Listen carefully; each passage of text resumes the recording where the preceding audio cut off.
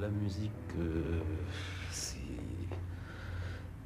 c'est un truc qui m'a beaucoup passionné, qui me passionne toujours, mais qui m'a notamment beaucoup passionné dans mon adolescence parce que j'étais déjà des générations. Maintenant, c'est encore plus net parce qu'il y a vraiment eu un marché de la musique pour les mômes qui a été créé, mais moi, j'étais un contemporain de la création du premier marché de musique pour les mômes, c'est-à-dire que quand j'étais adolescent, c'était l'époque de Bill Haley et ses comètes, et d'Elvis Presley et de tout ce monde-là. Le Petit Bleu de la côte ouest qui est bourré de jazz West Coast, parce que j'ai essayé de situer le personnage comme faisant une fixation sur sa propre adolescence, c'est-à-dire comme étant quelqu'un qui a juste 2 ou 3 ans de plus que moi, ce qui l'a fait, lui, se fixer sur Jerry Mulligan, sur le jazz blanc de la fin des années 40, début des années 50, alors que moi je suis fixé sur le jazz noir de la fin des années 50. J'ai écrit ce bouquin avec ce personnage, je l'ai écrit sur texte et j'ai cité des tas de choses avant de les avoir écoutées. Et c'est pendant que j'écrivais le bouquin, pendant que je peaufinais le bouquin, que progressivement je me suis mis à me procurer les enregistrements dont je parlais, mais qui étaient déjà dans le brouillon, et à les écouter, à me dire que oui, sapristi, c'était pas mal. C'était le dernier secteur du jazz qui me manquait. C'est marrant d'ailleurs que j'ai écrit un bouquin en choisissant précisément de faire de mon personnage un amateur du seul secteur du jazz que je connaissais mal. Et je me suis servi du bouquin pour me documenter. Enfin bon, c'est l'utile et l'agréable si on veut. Vous avez choisi comment les morceaux que vous citez? Les morceaux précisément que je cite, je les ai écoutés, mais il y a un certain nombre de noms de musiciens qui sont cités au moment où je les ai mis dans le texte. Tout ce que j'en savais, c'est que dans les encyclopédies ou dans la conversation de quelques amis qui, eux, étaient très branchés sur le jazz West Coast, c'était des maîtres ou c'était des méconnus, etc.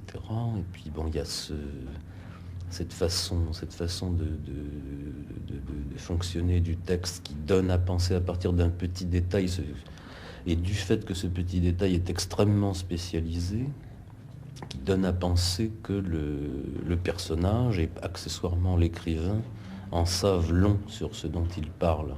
Alors au lieu de dire Jerry Mulligan que tout le monde connaît, on va citer Lenny Niehaus, qui est un obscur saxophoniste de pupitre du grand orchestre de Stan Kenton. Et le lecteur qui est effectivement amateur des quelques solis qu'a pris Lenny Niehaus, il va sauter au plafond en se disant « Ah, un écrivain qui connaît Lenny Niehaus ». Et celui qui ne connaît pas Lenny Niehaus va dire « Sapristi, moi qui croyais connaître le jazz, manchette en sait plus long ». Puisqu'il me parle du dénommé Lenny Niehaus, qui c'est ça? Après, j'ai écouté, effectivement, Lenny Niehaus, c'est pas mal du tout. Quand vous travaillez, vous écoutez de la musique? Tout le temps, j'écoute soit de France Musique, si c'est des émissions qui ne causent pas, soit de FIP, parce je peux pas travailler, évidemment, en écoutant des voix qui causent. Mais bon, j'aime bien FIP par exemple parce qu'il y a 10 minutes de jazz par heure à peu près. Donc je tape à la machine en faisant beaucoup de bruit le reste du temps, mais j'ai cette espèce de bruit écran qui de toute façon me protège contre les bruits de la ville. Et puis je peux faire 10 minutes de pause à l'heure parce que brusquement je m'arrête la main en l'air parce que je viens de reconnaître le musicien qui est en train de passer, et là je me renverse en arrière sur ma chaise, je fais ma pause, je pense à ce que je vais écrire après, et en même temps j'écoute ce qui est en train de passer, et je suis tout joyeux parce que je connais ça comme si je l'avais fait, ou bien je connais pas et je me dis sapristi, qui sait. Bon, c'est un plaisir, enfin c'est un poste qui est extrêmement agréable pour ça. Et est-ce qu'il existe une relation entre le genre roman noir et une certaine musique? Bon, parce qu'on a l'impression, je trouve, que dans les romans noirs américains baignent tous dans une musique bien particulière. Est-ce qu'on peut dire que le polar français, lui aussi, il a une musique de référence? Je ne sais pas si le polar français est une musique de référence, parce que d'abord il faudrait s'entendre sur le polar français.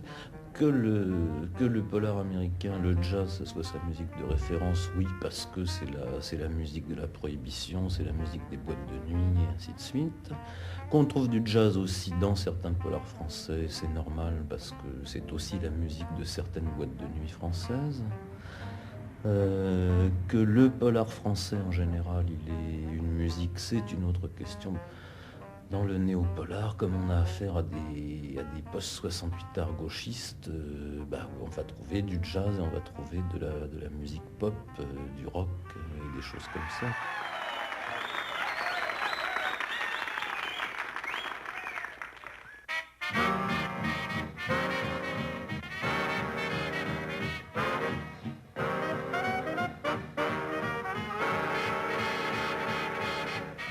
À la discothèque de Radio France, on a bien cherché trace du dénommé Tony Niaos, mais on n'a rien trouvé. Par contre, monsieur Jean-Patrick Manchette, on vous propose Blues in Asia Minor par le Stan Kenton Orchestra, tiré des live sessions 1942-45. Alors on a bien Johnny Anderson, Buddy Childers, Ray Wetzel, Ken Hanna, Chico Alvarez, Skip Layton, Harry Forbes, Kay Winding, Mil Bernhardt, Bart Varsalina, Red Doris, Boots Musili, Al Anthony, Bob Dioga, Bob Cooper, Eddie Safransky et Shelly Manne, mais aucune trace de ce pauvre Tony Niaos.